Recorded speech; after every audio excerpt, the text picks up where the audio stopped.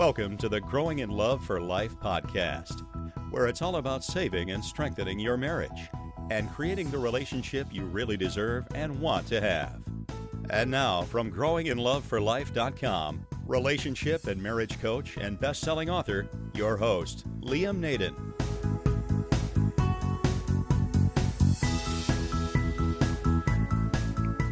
This is episode 23 of the Growing in Love for Life podcast.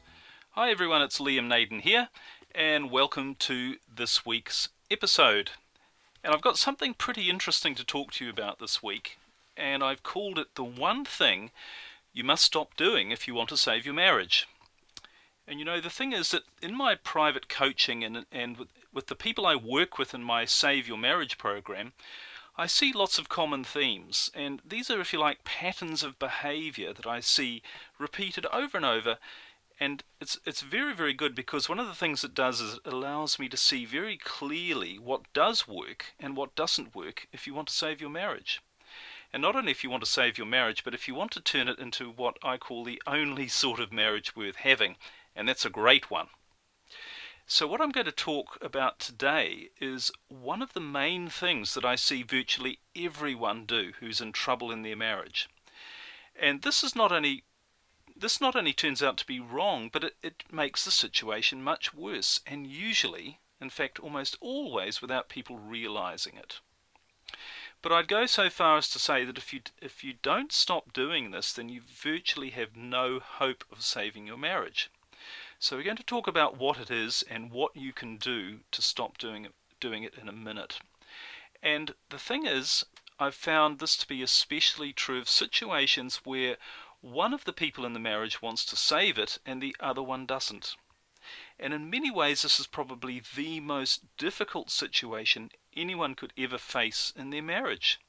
And if you're in that situation, I'm sure you'll agree with me. Because after all, what's happening is you're dealing with two people who want completely different things.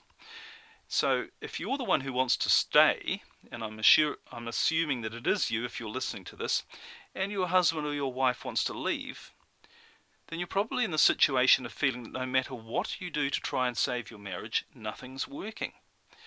And in fact, whatever you're doing is probably making things worse, I'd go so far as to say. And I see this all the time, because the problem for most people when they see their marriage starting to fail is they simply don't know what to do. So what I'm going to share with you in this podcast is something that is almost certainly the opposite of what you're currently doing. But surprisingly, you'll find that it's extremely effective.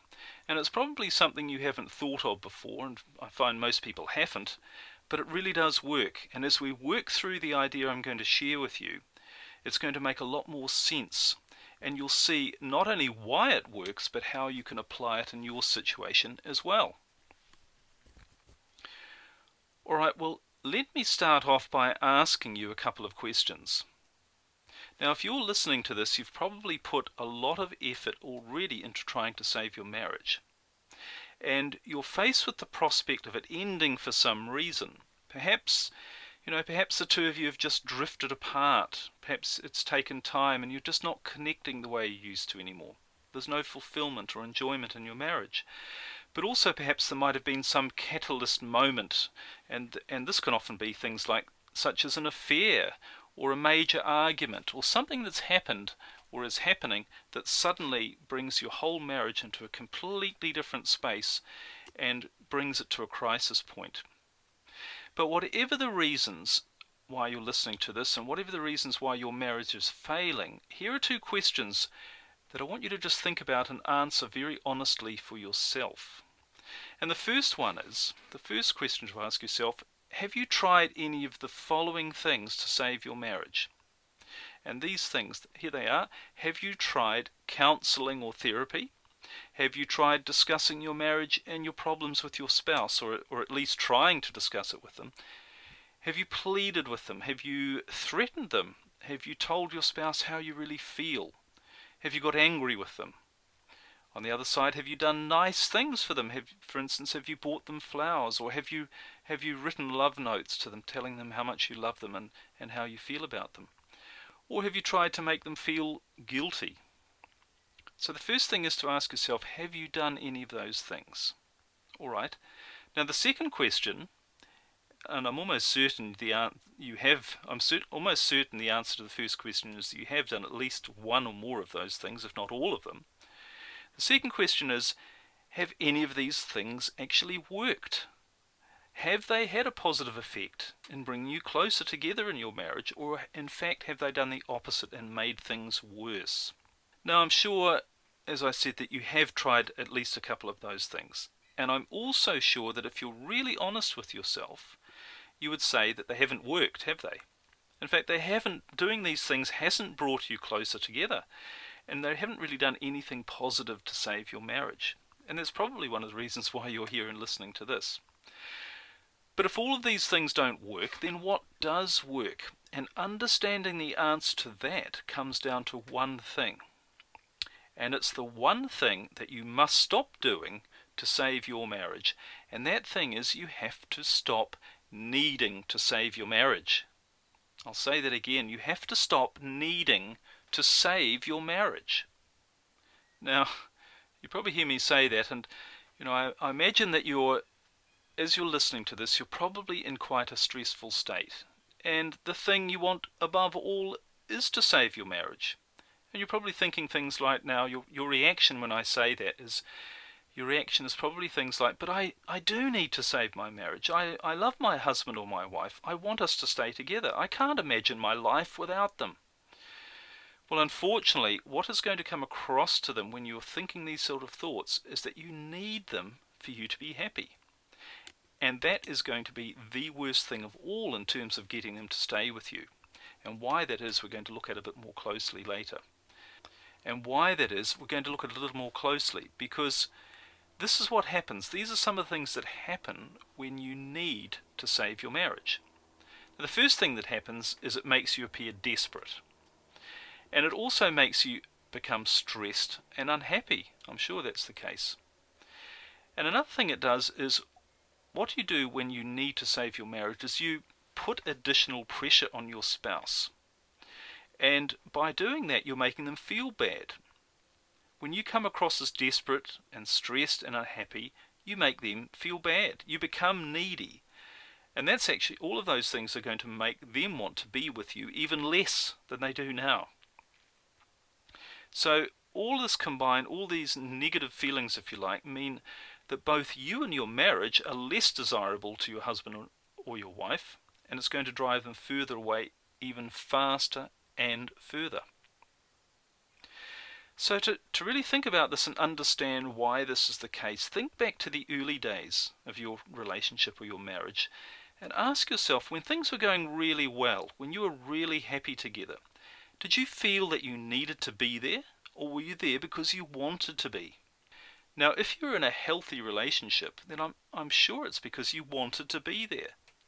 In fact, there was no pressure or thoughts that maybe things might go wrong.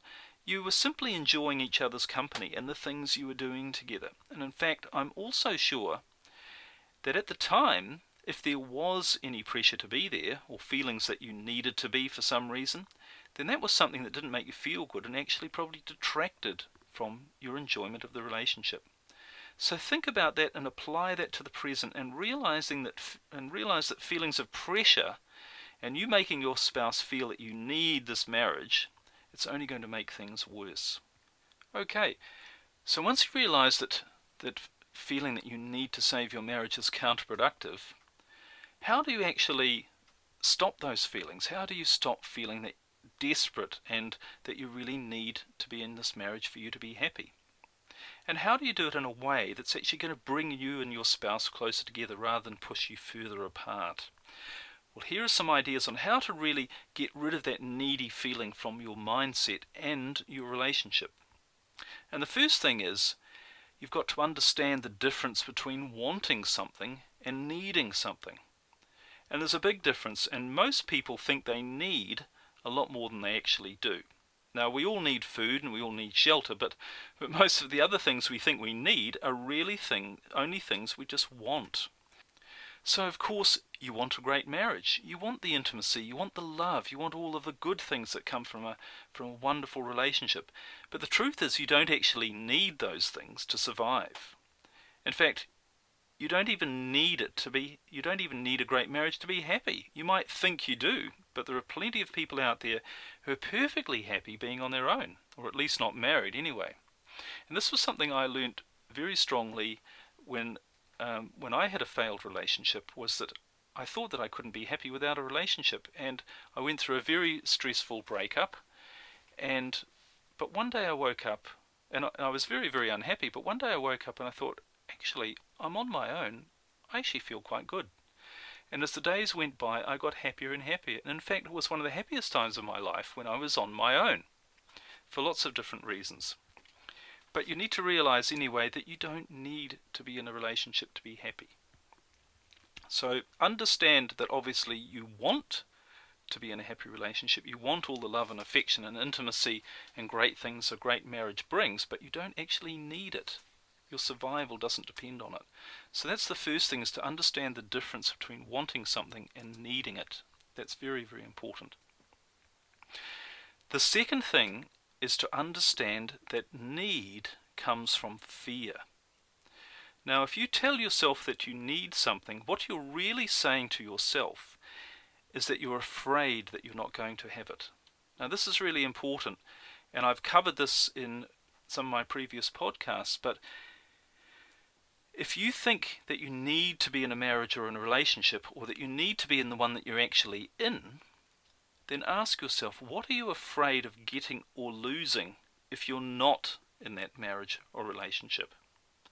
So that's a really important question to ask yourself. What are you afraid of getting or losing if you weren't going to be in the current marriage or relationship that you have? So is it a fear of being lonely, or perhaps of not being loved? Or a common one is a fear of not being able to survive, not knowing how you're going to generate an income or make money to live. Or is it a fear of criticism or ridicule? That's common for many people.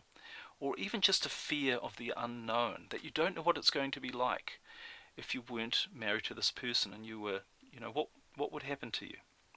So as I said, I have talked about this in at least one of my previous podcasts, and you might like to go back and listen to those, but you really need to identify your fears, the fears that are making you feel that you need to be in your marriage. So that's the second thing. Understand that if you need something, and if you feel that you need to be in your marriage and you can't live without it, then there are some fears there that you need to find out, you need to identify what they are. Alright, well, the third thing is to create a picture of your ideal life, one where you're totally happy and totally fulfilled in every way, but a picture as it would exist without your spouse. Without your spouse. What would that look like if you were totally happy, just having the time of your life, felt totally fulfilled, totally thrilled with your life, but your spouse wasn't actually there? Now, in fact, what you want to do is create two pictures here. The first one is a picture of you being on your own. What would your life look like if you were really, really happy and you weren't in a relationship at all, but you're on your own? And it's totally possible to create that. You just need to believe that it can, and start thinking, what would you be doing? Where would you be living if you could imagine yourself being really happy on your own? And one of the ways to do this is to ask yourself, what are some of the things that you would love to do, that you would be able to do if you weren't in a relationship? Or another way of saying it is things that you would love to do that you can't do if you were in a relationship. So, and this is a very interesting question. In fact, one woman I was working with, coaching, when we went through this exercise, she said to me that one thing she would love to do, but she couldn't do when she was married, one thing she'd love to do if she was on her own and that she used to love to do when she was on her own, is to flirt with men. Because when she was flirting with lots of different men, or at least some different men, that would make her feel really good. She loved the attention. She loved being noticed by men, and it made her feel really attractive. And she realized, or her her belief or her realization was that if she was on her own, she could do that. She wouldn't have to worry about a partner being jealous or being offended or upset. She could just do that. She could be totally open with people in the way she acted. So what are some of the things that you could do and that you'd love to do that you could only do if you were on your own, or would be easier to do if you were on your own? So that's the first picture. The second picture is to create a picture of you with your ideal partner. Now, this is not your current partner, your husband or your wife currently. Create a picture of your ideal partner and leave them out of the picture, just for the moment. Now, I know you want to be with them, and I know you want to think that they are your ideal partner, and I'm certainly not saying they're not. But just for the purposes of this exercise, you'll get the most value out of it if you create a picture of your life with your ideal partner, this imaginary person who makes you totally happy, meets all your needs, and gives you a wonderful life. What sort of partner would they be? What sort of person would they be? What would they be like? What would their personality be like? What would their qualities be like as a person? And what would the two of you be doing together? So in other words, you're creating a picture here of your ideal life in your ideal relationship, where you're totally happy. What are the things that you're doing? Who are you doing them with? What are they like? What are you like? So there's two pictures there to create a picture of your ideal life as it would exist without your spouse. Firstly on your own, and secondly with your so-called ideal partner. And what you're doing really when you do this is you're starting to see an alternative, and you're starting to remove this sense of dependency that your happiness can only be dependent on the situation that you're in with your current spouse, and which is not a healthy thing. Alright, the fourth thing is to stop doing anything that suggests to your partner or your spouse that you need to be in your marriage or your relationship. In other words, stop doing things that make you appear needy. Now we talked about, funnily enough, we talked earlier about all the things that don't work, and all of those things actually make you appear needy and, if you like, desperate to save your marriage, which is all unattractive. We've already realized these things don't work. So stop doing some of these things, and here they are. We'll remind you what the things were that weren't working, so you can stop doing them. So stop discussing your marriage and your problems with your spouse, or even trying to discuss it with them. Remember, it didn't work, did it? Stop pleading with them. That didn't work, so stop doing it. Stop threatening them. Don't tell them how you feel. Did that really work? If you're really honest with yourself, telling them how you feel usually doesn't. Stop getting angry with them. And stop doing nice things for them. Don't buy them flowers. Don't write love notes to them. Don't tell them how you feel. Because if you've done that already, you'll know it doesn't work. So why do something if it doesn't work? So stop doing that. And also stop trying to make them feel guilty. Now, the other thing that I mentioned earlier that you probably found doesn't work, or almost certainly doesn't work, is counselling or therapy. And if you're currently doing some counselling or therapy, obviously I am not saying to you don't seek professional help. Don't go to a counsellor or a therapist. But what I do want to say to you, and with all the disclaimers and legal protection I can give myself, but no, seriously, what I do want to say to you is, if you are going to counselling, if you are doing therapy, then step back from that and ask yourself, is it really helping? Honestly, is it really working? And I don't mean helping in the sense that it makes you feel good for a few minutes to talk to somebody and then you go out and nothing changes. Is your situation moving in a positive direction? If it is, that's great, but if it's not, really, is there any point carrying on doing the same thing? So that's all about step number 4. Stop doing the things that don't work, that suggest that you're trying really hard to save your marriage, which of course is sending the message that you need to be in your marriage. Alright, and the last thing, step number 5, and this really is more about a mindset than anything else, but step number 5 is to really realize that the battle to save your marriage, and it probably feels like a battle that you're going through, but you've got to realize that the battle to save your marriage is not actually a battle between you and your spouse. It's actually a battle with yourself. You know, I've said this a few times, but you don't need your marriage to be happy. I mean, look at it this way. If your spouse walked out tomorrow, or something really dire happened, they got run over or something terrible, it's not good to mention these things, but I'm just being honest here.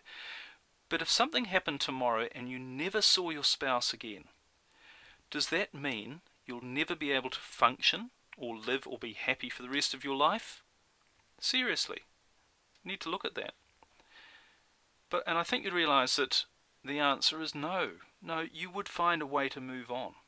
In fact, and this happens for a lot of people, you might even find greater happiness than you ever thought was possible. A lot of unexpected things might happen to you, and suddenly you might find your life is actually a lot better. So it's very important to realise that you don't need your marriage to be happy. And again, as I said earlier, you want this relationship, you want this marriage, but it's important to, and it's absolutely fine if you want it, that's great, of course, but you don't need it. And that's the battle that's going on in yourself between what you think you want and what you think you need. So you've got to realise that that's actually the struggle. It's you coming to the realisation, the strength, if you like, and the determination within yourself that you are going to be happy, because that is the most important thing.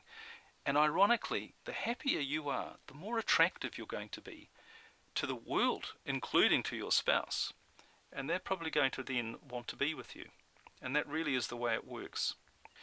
Because at the end of the day, saving your marriage, I really believe, and from all of the work I've done with people, I've seen this to be so true. But at the end of the day, saving your marriage is really only about two things. And I go into great detail on both of these things in my Save Your Marriage program. But the two things are, firstly, saving your marriage is about making your spouse feel good. Pretty obvious. When your spouse feels good, they're going to want to be there. And some of the ways you do this are by communicating effectively with them, by learning how to meet their needs, but helping them to feel good and helping them to feel good about themselves. So that's the first thing. And the second thing that saving your marriage is all about is simply making you feel good. So the first one's about making your spouse feel good, the second one's about making you feel good. And one of the key ways to do that is to realize that when you need to be in your marriage, when you feel that you need to be there, you don't feel good. Pretty logical and obvious, isn't it? But that's really what it all comes down to. If you want to save your marriage, there's only two things that need to happen. One is your spouse needs to feel good being there, and secondly, you need to feel good. And a lot of people make the mistake of just focusing on the first one, and they spend all their time trying to make their spouse feel good and, loved and all that sort of thing. And that's fine, but you can't do it at the expense of the other thing, which is making you feel good. So stop feeling that you need to save your marriage. And I hope you'll really think about what I've talked about here, apply some of these ideas, and I'm pretty sure that if you do, you'll find that it's going to make a positive difference. And of course, if you want a faster and even more effective way to save your marriage, then please take a look at my Save Your Marriage program, which you'll find all the details of at my website, which is liamnaden.com/program, program. And in that program, we really go through what I show you as a step-by-step plan that's going to help you eliminate all the fears you have about your marriage, including the fear that we've covered today that you need to be there, and also how to effectively rebuild the attraction and communication between you, and to make you feel good and to make your spouse feel good as well. And this whole plan really, what it does is it brings the two of you back together to create a far more powerful relationship than you ever had before, because you also have much greater understanding of what makes your relationship work and also what makes it not work. So have a look at that, and as I said, the details are at liamnaden.com/program. So that's all for now.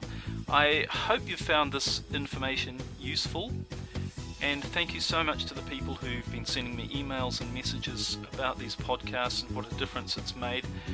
I'd love to see you on my Save Your Marriage program sometime, and obviously if you'd like further help, that's the place where I can really give you a lot more effective coaching and ideas.